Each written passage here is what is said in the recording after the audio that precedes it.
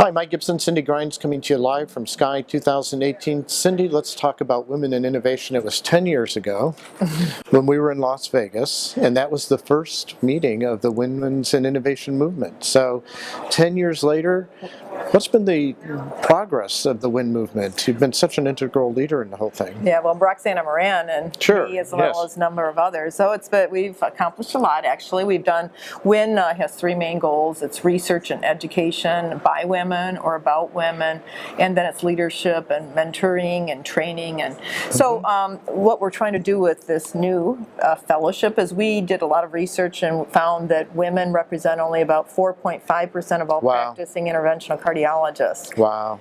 And we tend to do a lot of the higher risk cases in urban hospitals, a lot of STEMIs, a lot of cardiogenic shocks. And yet we don't really have a great network there. We don't have, most of the hospitals have only a single interventionalist, if any, single female interventionalist. And so there's not the network, there's not the support system.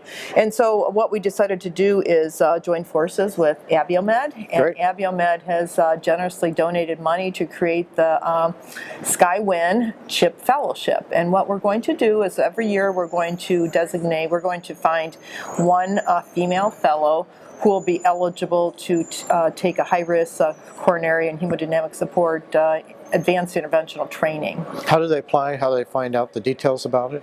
Well, this is brand new. This is brand new. We're working through it, but it's going to be a competitive process. We have a group together who's going to rate these applicants. We're going to make it open to any female, and we're going to work with hospitals that have existing interventional fellowship training programs and see if they would be interested in participating. And once we come up with a list of hospitals that are willing to take on this role, and then we'll advertise it to the current female interventional fellows and see who might be interested. Is it going to just be one, or are there many fellows? How's that going to work? Well, it's only going to be one a year. 1 year, okay. And I'm hoping that we have a lot of hospitals that are willing to participate, because it's a fellow for a year that they do not have to provide training support. And what are some of the criteria? How are you going to rate them and judge them?